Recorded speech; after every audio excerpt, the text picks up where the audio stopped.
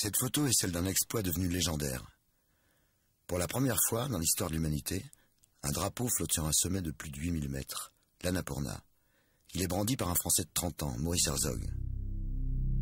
Le récit de cette ascension folle fera le tour du monde. Le mythe aura même son livre officiel, Annapurna Premier 8000, vendu à 15 millions d'exemplaires et traduit dans 40 langues. Des générations entières se promèneront parmi les nuages, bercés par la voix de Maurice Herzog. Ce paysage diaphane n'est pas ma montagne, c'est celle de mes rêves. Les sons s'entendent mal, l'atmosphère est ouatée. Une joie m'étreint. Je ne peux la définir, tout ceci est tellement nouveau et tellement extraordinaire. Une coupure immense me sépare du monde. J'évolue dans un domaine différent, désertique, sans vie, desséché. Un domaine fantastique, où la présence de l'homme n'est pas prévue, ni peut-être souhaitée. Nous bravons un interdit. Aujourd'hui, nous consacrons un idéal, rien n'est assez grand. Mais oui, un vent brutal nous gifle. Nous sommes sur l'Annapurna. Ah, les autres, s'ils savaient, si tous savaient. C'était le 3 juin 1950. Une histoire exemplaire, un incontestable exploit, avec juste ce qu'il faut d'exagération et d'oubli, comme s'il avait fallu ménager les amateurs de légendes en ne laissant entendre à leurs oreilles émerveillées qu'une seule voix.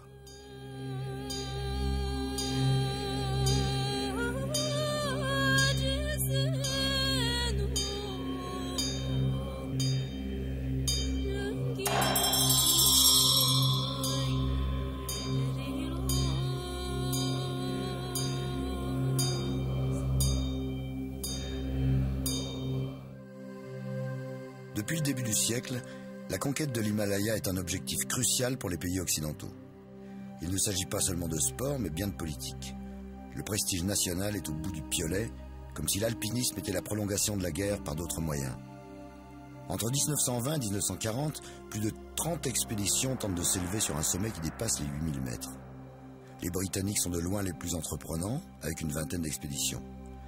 Il y a aussi les Italiens ou encore les Américains, nouveaux venus à l'alpinisme, et qui risquent 3 ascensions quand les Français n'entendent qu'une seule, en 1936, au Karakoram. Quant au régime nazi, qui n'a pas une seconde d'hésitation sur l'importance de l'enjeu, faire flotter la croix gammée sur l'un des toits du monde, il va concentrer ses forces sur le Nanga Parbat, qu'on finira par appeler la montagne des Allemands.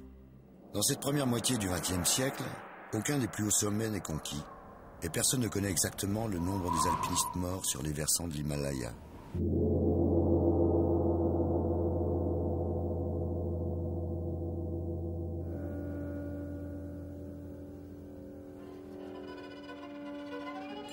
La France se réveille de la guerre, encore traumatisée par l'occupation et la dictature pétainiste.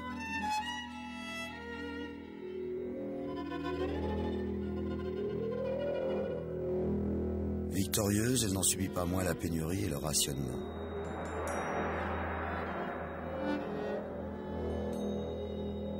C'est le moment que choisit un homme, Lucien Devy, patron incontesté de l'alpinisme français, pour faire renaître le rêve himalayen. Ce dont il est convaincu est simple. Seul un exploit majeur peut redonner au pays son prestige terni. Les Allemands et les Italiens, momentanément hors jeu, la montagne doit devenir pour la France une cause nationale. Lucien Devy décide de prendre au sérieux la devise écrite sur les écussons du club alpin français. Par la montagne, pour la patrie. Il faut absolument conquérir un sommet de plus de 8000 mètres. C'est lui qui a tout organisé avec les fournisseurs, le gouvernement. Pareil, il fallait bien une subvention. C'est lui qui a choisi l'équipe. Personne n'aurait été étonné qu'il prenne lui-même la direction de l'expédition. Mais Devy est un stratège de l'ombre. Diriger l'expédition n'entre pas dans ses plans.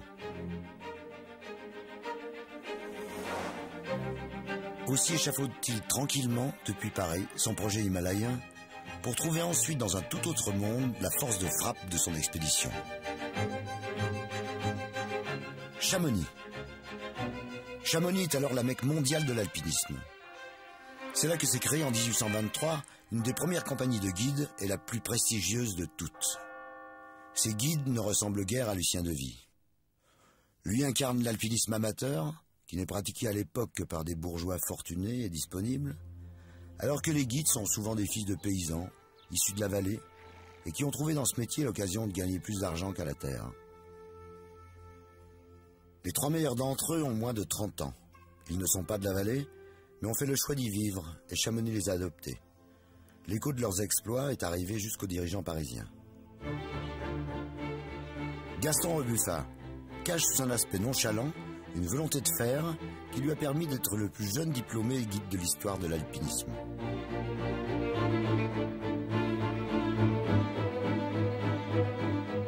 Lionel Terray a la réputation méritée d'être une force de la nature, une locomotive qui ne tombe jamais en panne.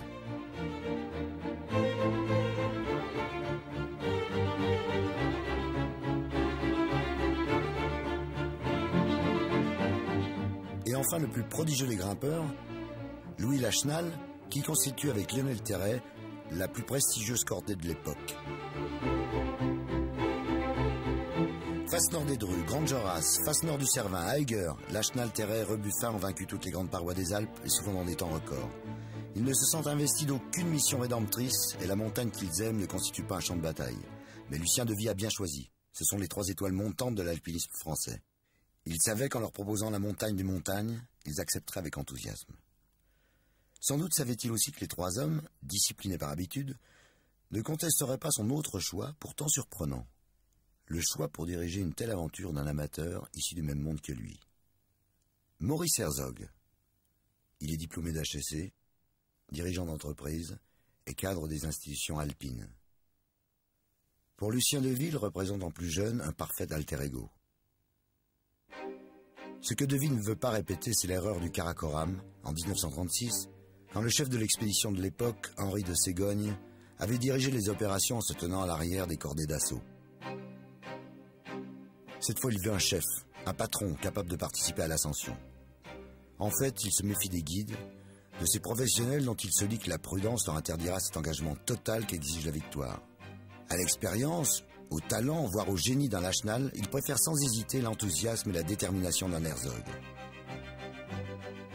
En Maurice Herzog, Lucien de Vie a trouvé l'artisan de son grand dessein, un homme ambitieux aussi dont l'envie de réussir ira bien au-delà du raisonnable et l'amènera du même coup jusqu'au sommet. Pour compléter l'équipe, De Vie continue de penser en tacticien. Contre toute attente, il choisit non pas 2 montagnards, mais 2 intellectuels, issus du même monde que Maurice Herzog. Jean Cousy et Marcel Schatz, convaincus de la nécessité d'équilibrer ses cordées entre amateurs et professionnels. Il leur adjoint un médecin, Jacques Oudot, un cinéaste, Marcel Ishak, qui tournera le film de l'expédition, et un diplomate, alors en poste à New Delhi, Francis de Noyelles, qui s'occupera de la logistique. L'expédition s'envole d'Orly le 30 mars 1950. Son objectif sonne comme un ordre de mission. Coûte que coûte, faire un 8000. Et rapporter à la France qui doute d'elle-même, la preuve qu'elle peut de nouveau étonner le monde. À chacun des membres, Lucien de Vie fait solennellement prêter serment d'obéissance au chef. Il sort un moment de l'ombre pour saluer ceux qui emportent tous ses espoirs.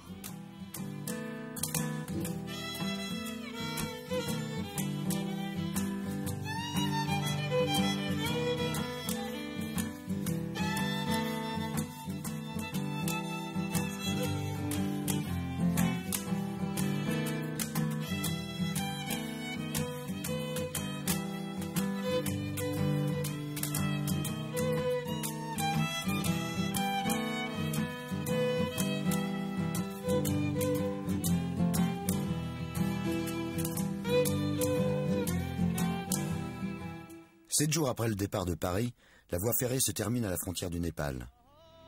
C'est là que ces 8 derniers membres attendent l'expédition.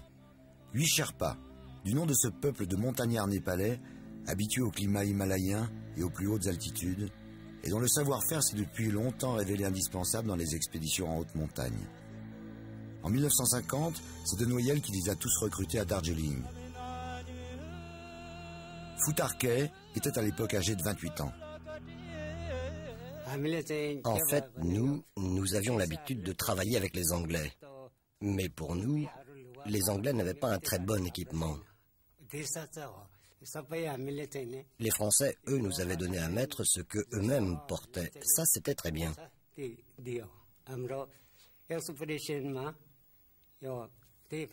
Par rapport aux autres expéditions, Celle d'Herzog était très bien organisée.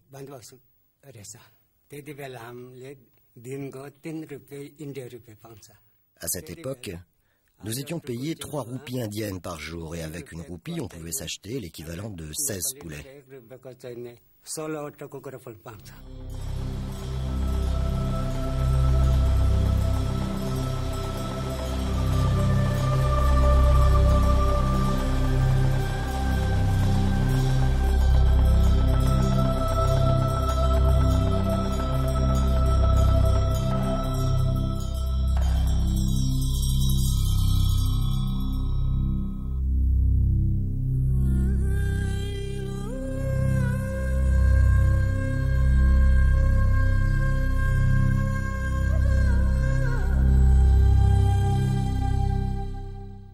Après une quinzaine de jours de marche à travers le Népal, l'expédition arrive à Tukucha.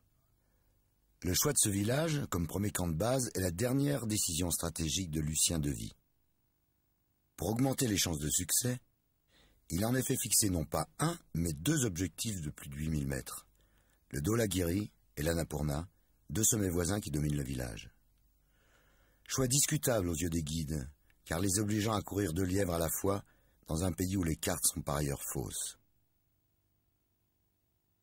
Lancés dans ces massifs gigantesques, très complexes et totalement inexplorés, nous avons employé plus d'1 mois pour reconnaître les abords du Dholagiri et de l'Annapurna. Aucune voie évidente n'avait été découverte, aucune perspective encourageante ne s'offrait à nous. La mousson approchait, dans 3 semaines au plus tard, elle serait sur nous.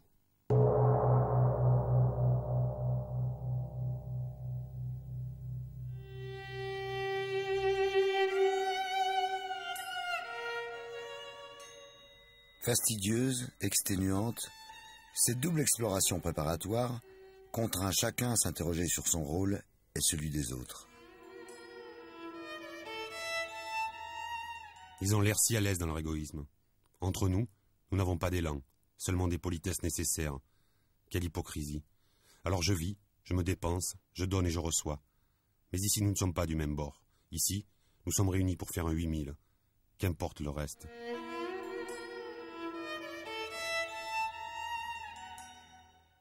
Herzog avait une position difficile. Il était le chef par une décision du pouvoir et non par une suprématie alpine incontestée. On pouvait même penser au départ qu'il était surtout l'arbitre désigné entre les 3 professionnels de l'équipe. Après 1 mois, l'ascension du Dholagiri s'avère impossible. Ce sera donc l'Annapurna ou rien.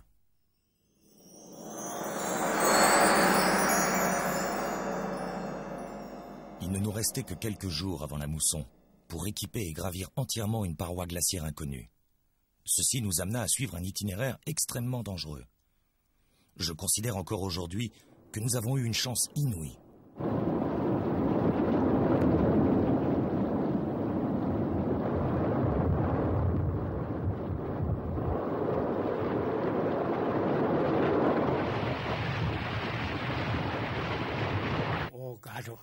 C'était dur, c'était très dur. Le haut de la montagne faisait comme un énorme entonnoir. Ça créait un cône de déjection pour les avalanches. Et toutes les 10 minutes, une nouvelle avalanche se déclenchait, nous obligeant à nous abriter.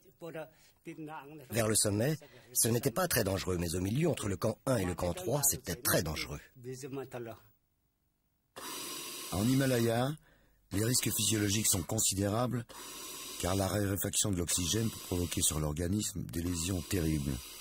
Ralentissement de l'activité cérébrale, œdème, gelure consécutif à l'épaississement du sang. Impossible dans ces conditions d'atteindre 8000 mètres sans rebrousser de nombreuses fois sa route pour reprendre des forces. Aussi, les alpinistes se répartissent par groupe de 2 et accompagnés de 2 Sherpas, ils partent équiper la montagne de camps successifs entre lesquels ils pourront sans cesse faire la navette. C'est du camp le plus élevé que, le moment venu, ils espèrent atteindre le sommet en une seule journée. C'est la corvée habituelle. Creuser la neige pour faire une plateforme, monter la tente cercueil dit Lachenal, où nous passons de 6 mauvaises nuits, oppressés par l'altitude, assourdis par le vent et le bruit des avalanches. L'organisation était extrêmement rigoureuse, qu'il ne fallait jamais, à la différence d'autres expéditions qui avaient eu des pépins, laisser un camp vide. Donc, tous les 500 mètres d'altitude, le camp devait être occupé. Chaque équipe, chaque groupe de 2, savait que 500 mètres plus bas, il y avait un camp qui serait occupé. On pouvait arriver malade, fatigué, il ne serait pas seul.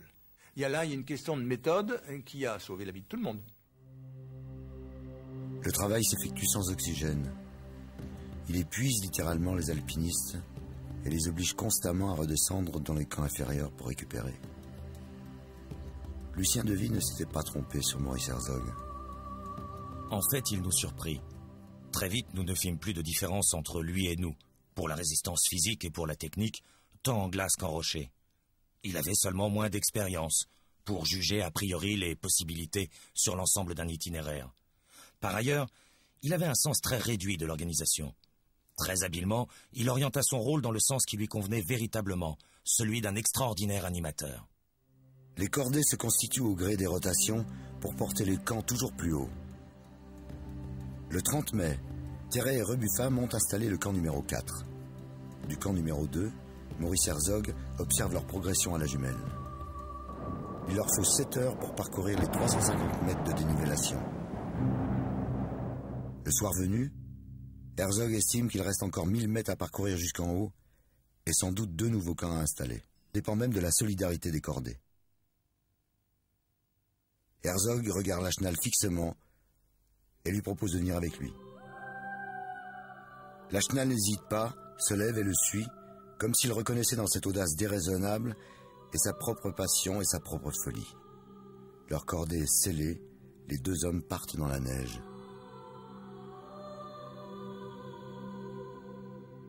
Un peu plus tard, en chemin, ils croisent Terray et Rebuffa, qui descendent se reposer.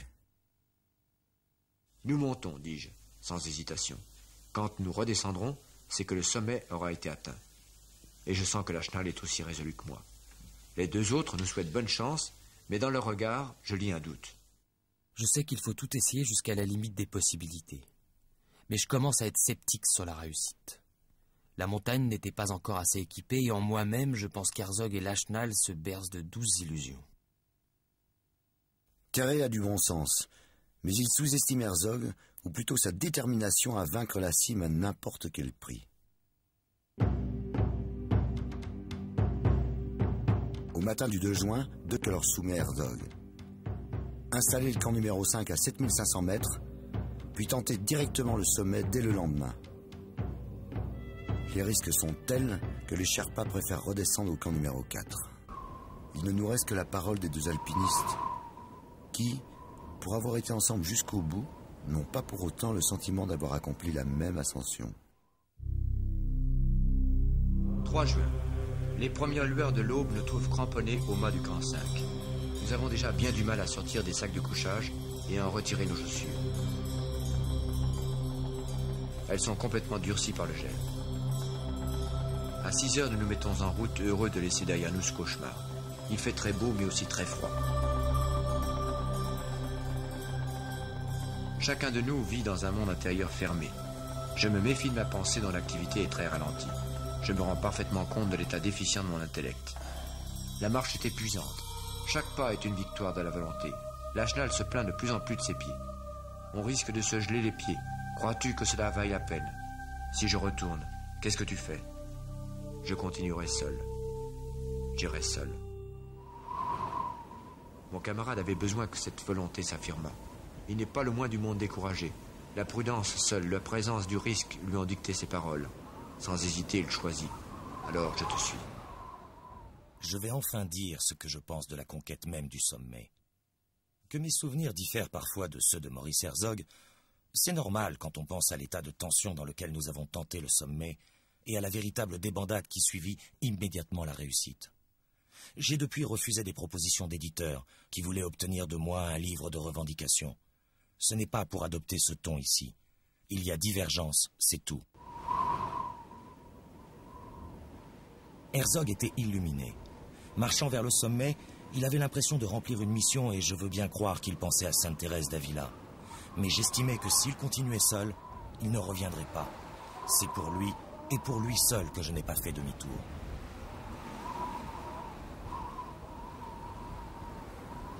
J'ai pris de l'avance d'ailleurs. J'ai escaladé le dernier couloir, et puis je suis arrivé au sommet.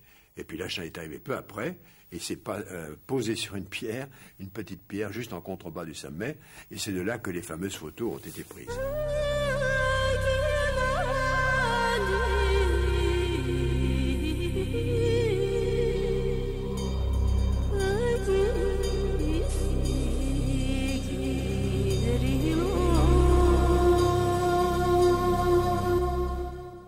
Herzog se retrouve exactement là où il avait voulu être. Il se sent envahi par une immense béatitude. Mais à une hauteur aussi considérable, l'hypoxie fait des ravages. La quantité d'oxygène que le sang distribue au tissu diminue dans des proportions telles qu'on se retrouve parfois avec les facultés mentales d'un enfant. Mais son corps ne l'intéresse pas. Un lien mystique l'unit maintenant à la montagne. Son inconscient ne s'y est pas trompé qu'il lui fera perdre ses gants et pas les drapeaux. Lachenal, lui, prend la mesure du danger et ne se laisse pas griser par l'aventure. Tu n'es pas fou, me dit Lachenal. On n'a pas le temps à perdre. Faut redescendre tout de suite. Lachenal tape des pieds. Il sent que ça gèle, moi aussi. Mais je n'y fais guère attention. Le plus haut sommet qui ait été conquis, il est sous nos pieds. Les 4 photos prises au sommet racontent tout, non seulement sur l'état physique et mental des 2 alpinistes, mais aussi sur leur position subjective. Lachenal cadre 3 fois Herzog et 3 fois la mise au point est bonne. L'unique photo que prend Herzog de son compagnon est floue.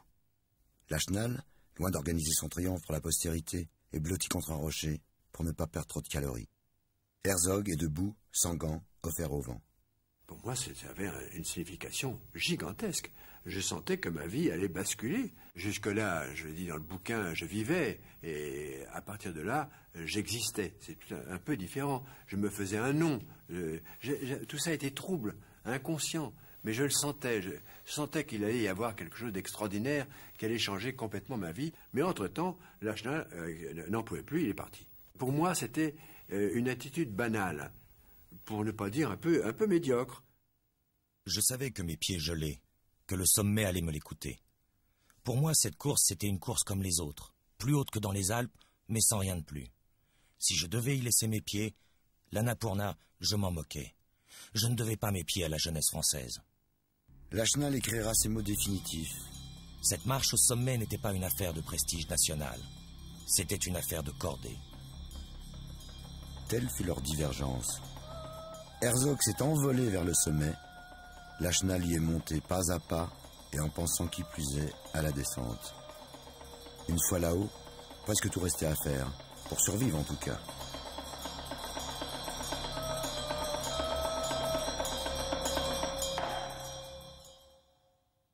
Heureusement, la veille, Gaston Rebuffat et Lionel Terray, ne les voyant pas redescendre, avaient compris que la victoire se jouait sans eux. Ils décident de quitter le camp numéro 2 et de tenter à leur tour le sommet. À toute allure et en une seule journée, ils parcourent 800 mètres de dénivellation et parviennent le 2 au soir au camp numéro 4 où ils passent la nuit. Le 3, ils montent en direction du camp numéro 5 qu'ils atteignent en début d'après-midi, accueillis par la tempête. Le camp est vide. Lachenal et Herzog ont tenté le sommet. Mais vont-ils jamais redescendre? Le temps passe et l'inquiétude s'installe. Enfin, ils arrivent. Lorsqu'ils découvrent l'état de leurs compagnons qui reviennent avec la victoire, Terray et Rebuffat comprennent que le sommet leur sera refusé. Eux aussi vont devoir tenter l'impossible, mais vers le bas cette fois, pour amener vivant un Lachenal abattu et un Herzog presque halluciné. Mes doigts violets et blancs sont durs, comme du bois. Mes camarades les regardent, désespérés. Ils se rendent compte de la gravité de l'accident. Je baigne dans une euphorie inconsciente. Lionel me pose mes chaussures et commence avec beaucoup de patience à me frictionner les pieds. Il me fait des boissons chaudes. Toute la nuit, le réchaud marchera et toutes les 3 heures, un massage aux pieds. Je lui dois certainement beaucoup pour tout ce dévouement qui se traduira plus tard par quelques millimètres de pied en plus. Toute la journée du lendemain, Terray et Rebuffat luttent pour descendre les 2 blessés jusqu'au camp inférieur. Ils font la trace dans le mauvais temps et se perdent dans le dédale des séracs, ratant de quelques dizaines de mètres seulement le camp numéro 4. tous sont obligés de passer une nuit dramatique dans une crevasse. Au matin du 5 juin, il semble bien qu'il n'y ait plus d'espoir.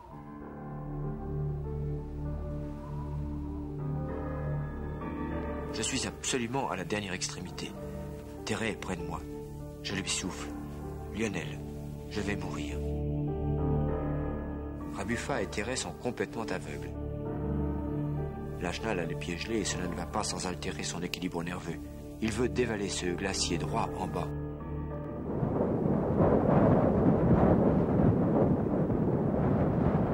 Miraculeuse apparition. À 200 mètres à peine, Marcel Schatz file lentement comme un bateau à la surface de la poudreuse. Mais non, tout n'est pas perdu. Il serait couché depuis longtemps dans la neige, renonçant à lutter.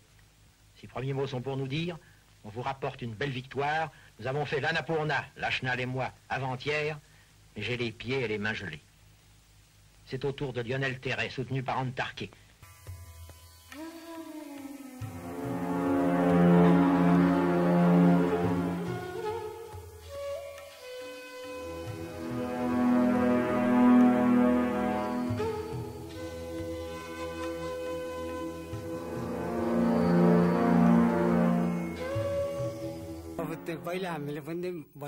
Ce que nous disions entre nous, c'est que les Occidentaux étaient fous de vouloir monter.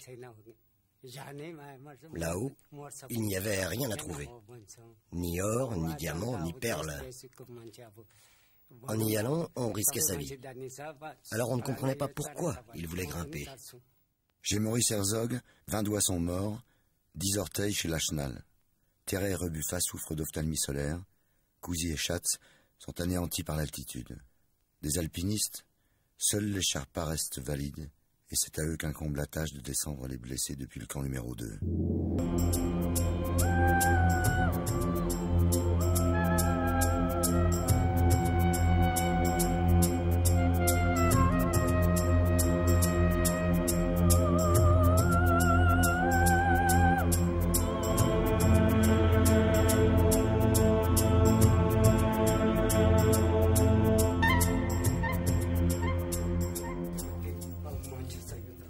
On a vraiment failli mourir.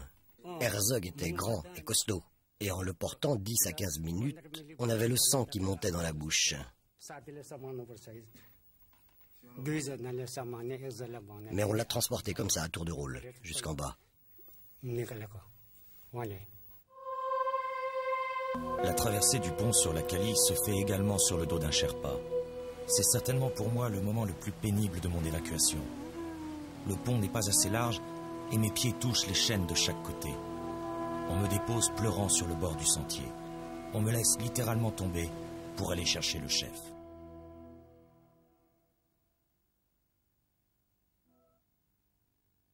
Les membres sont devenus, sauf Udo, d'un égoïsme forcené. Ils ne pensent qu'à manger et à ne rien faire. J'en ai marre. Il est temps qu'on rentre, car chacun est nerveux. Il faut toujours demander quelque chose plusieurs fois et attendre très longtemps avant de l'obtenir. Tout le monde, bien entendu, par une attirance naturelle pour le chef, s'affaire autour de Momo, qui d'ailleurs, à mon sens, sait en profiter. À la difficulté du chemin s'ajoute la chaleur humide qui accompagne la mousson. Elle augmente les risques de gangrène.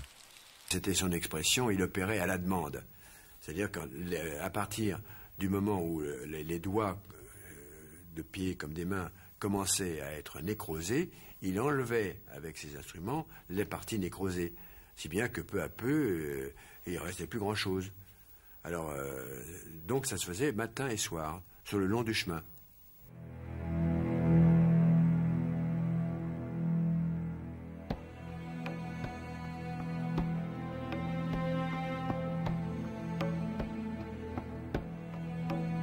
Udo s'empare de ses ciseaux et de ses pinces. 2 de mes orteils tombent au pied droit. Udo est très énervé. C'est alors qu'il est en train de me couper un doigt de pied dans la viande toute vivante et que je retire mon pied qu'il me demande d'être complaisant. Je m'en rappellerai toujours. Je souffre. C'est quelque chose d'horrible.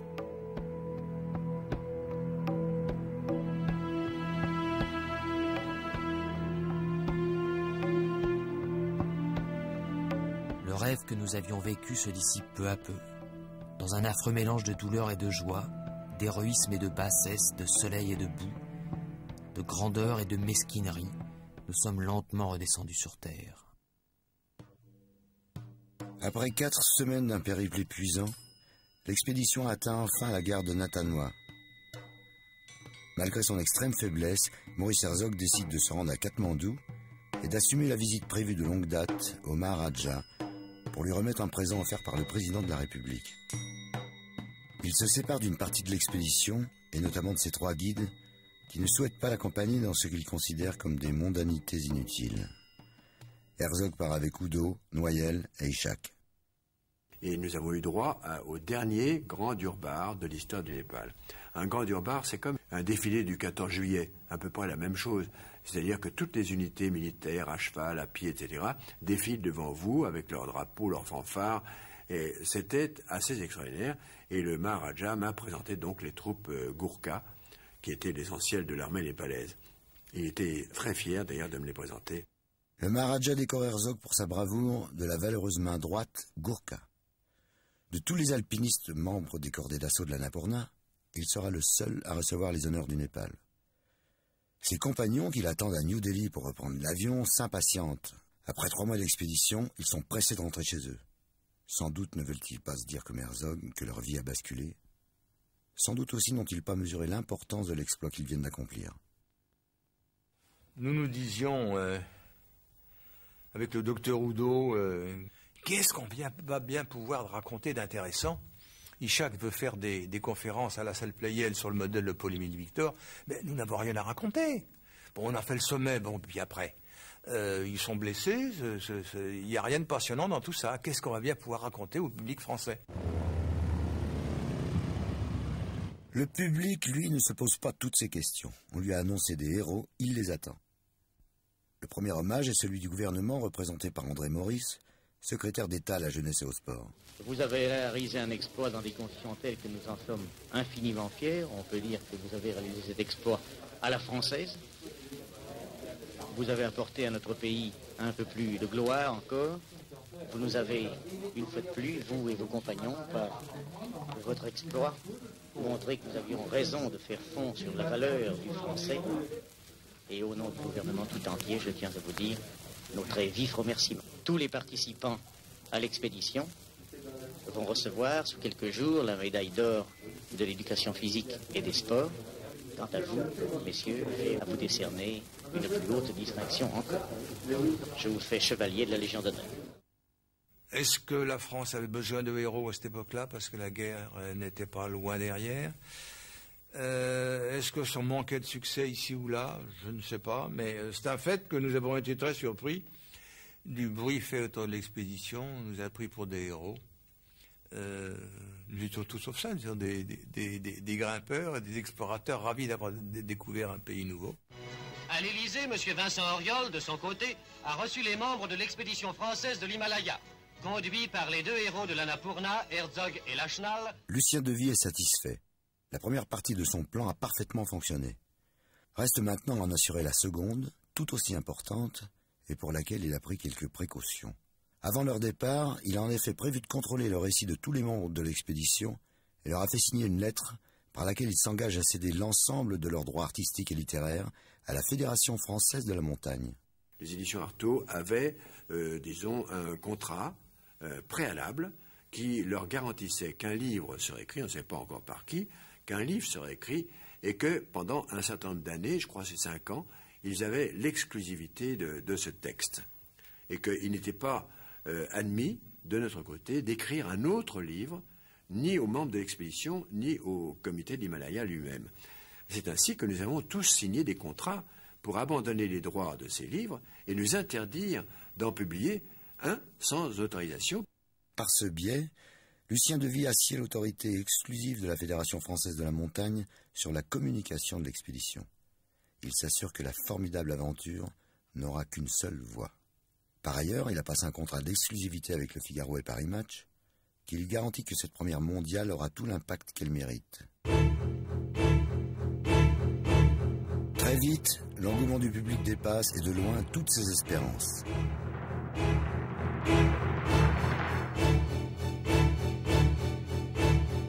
Paris Match, qui sort le 19 août 1950, consacre 23 pages à l'ascension de l'Annapurna.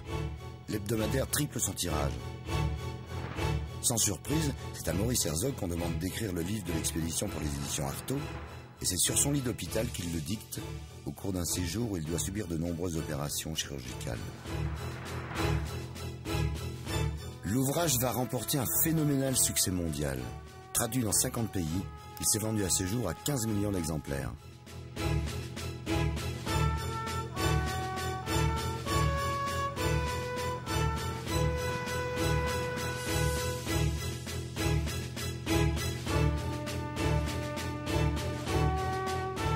À la Fédération française de la montagne, il rapportera l'équivalent de 40 millions de nos francs, et dans les années qui suivent, c'est grâce à ce trésor de guerre que la Fédération financera de nombreuses expéditions françaises à travers le monde.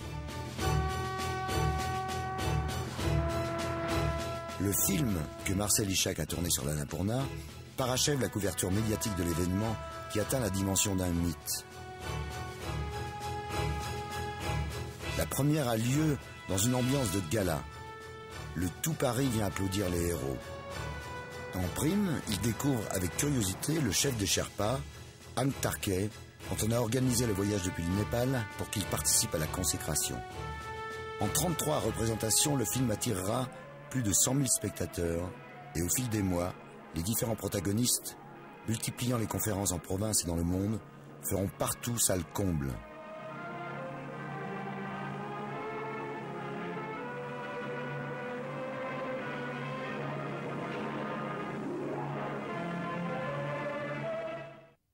La presse s'empara de notre Odyssée et lui accorda autant de publicité qu'aux amours des rois et des stars. La nouveauté du sujet, le côté merveilleux de ce drame sanglant achevé dans la gloire, lui permit de dessiner de belles images d'Épinal propres à séduire l'imagination des foules.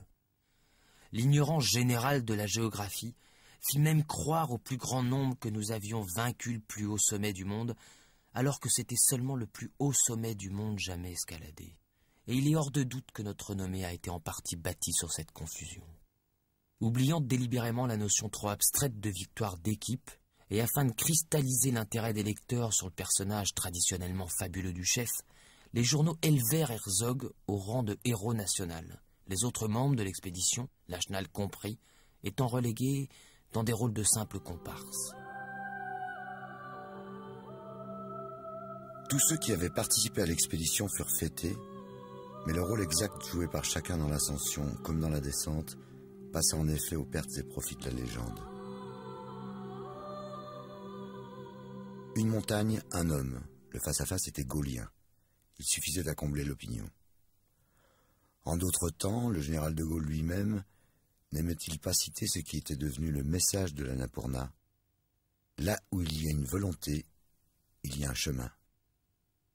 Et il est certain que si l'impact auprès de la jeunesse française n'avait pas été aussi immense, jamais le général de Gaulle ne m'aurait demandé de devenir ministre de la jeunesse et des sports.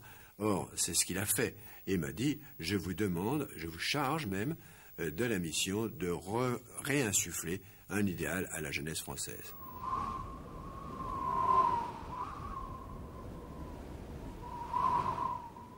Maurice Herzog sera secrétaire d'État à la jeunesse et au sport de 1958 à 1966. Lionel Terray, dans son propre livre, Les conquérants de l'inutile, paru en 1963, écrivait « Aujourd'hui, je me penche sur le passé et je me pose la question, chacun d'entre nous a-t-il retrouvé d'autres Annapurna ?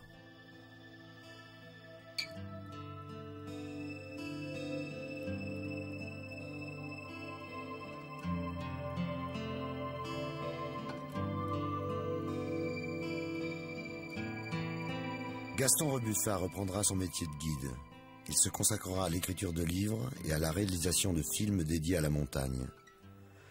Mais si l'on en croit son biographe, plus jamais il ne voulut repartir jouer aux petits soldats dans des expéditions lointaines. Je n'ai jamais aimé les termes guerriers si souvent appliqués à la montagne, à l'assaut de l'Himalaya, à la conquête d'eux, et encore moins victoire sur l'Annapurna si souvent employée. Je ne me suis jamais considéré comme un vainqueur de l'Annapurna. Accepter d'être qualifié de héros m'a toujours révolté, et d'une manière générale, m'apparaît comme un grave manquement à la déontologie de l'alpinisme. Lionel Terray, lui, continuera à se consacrer entièrement à la montagne. Et la chaîne des Alpes, devenue sous ses pieds trop étroite, c'est vers des massifs plus lointains, en dehors de l'Europe, qu'il se tournera. En 1951, alors qu'il s'envole vers le Fitzroy en Patagonie, Herzog, Lachenal et De Vie viennent lui souhaiter bonne chance à l'aéroport d'Orly. Suivront le Chakraraju, le Chomolonzo, le Makalu, le Janu. Autant d'expéditions qu'il va réaliser en partie avec le soutien financier de cette fédération qu'il avait contribué à enrichir. Mais lui, qui n'était pas un notable des institutions alpines, attendra 1962 pour devenir enfin chef d'une expédition. Sans aucun doute, se souvient-il de l'Annapurna quand il déclare, au retour de la victoire sur le Janu: En tout cas, moi, ma plus grande satisfaction, c'est vraiment que toute l'équipe ait pu monter au sommet. Et puis aussi Galsen et Wandi.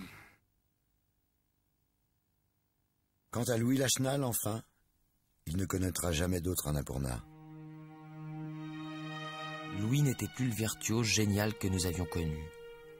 Cet amoindrissement de ses possibilités l'avait profondément affecté, au point que son caractère en avait été modifié.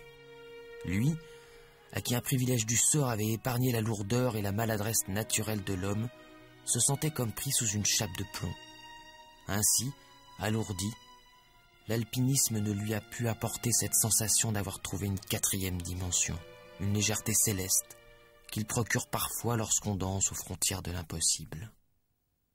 Il était obsédé par l'histoire de ses pieds. Voilà. Il pensait que sa vie était arrêtée parce qu'il avait ses pieds gelés. Mais moi, qu'est-ce que je devrais dire? Alors, non seulement j'ai les pieds plus que lui-même, et les mains.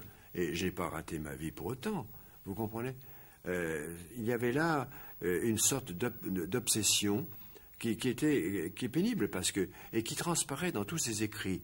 Dans ses mémoires, il parle toujours de ses pieds, ses pieds, ses pieds. Je ne dois pas mes pieds à la jeunesse française et des choses comme ça. On voyait qu'il était obsédé.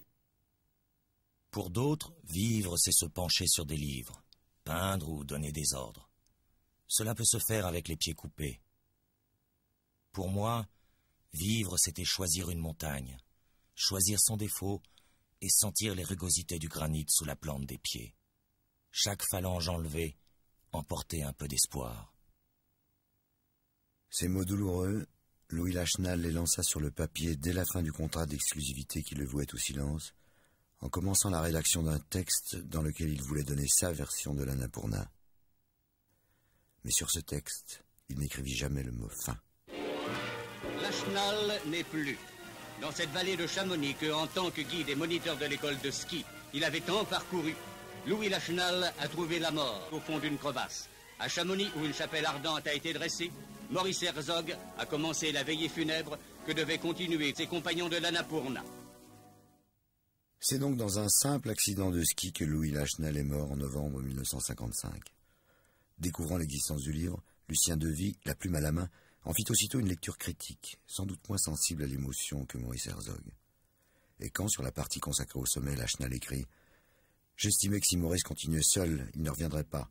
C'est pour lui et pour lui seul que je n'ai pas fait demi-tour. » Herzog note dans la marge « Peut-être, après tout, et j'étais injuste. » Pourtant, parce qu'il serait monté seul au sommet quitte à ne plus jamais en descendre, Maurice Herzog n'avait volé à personne sa victoire sur l'Annapurna. Mais Lucien De Vie, lui, le savait depuis le début. Il n'y a pas de légende sans récit, et pas de vainqueur sans mise en scène de la victoire.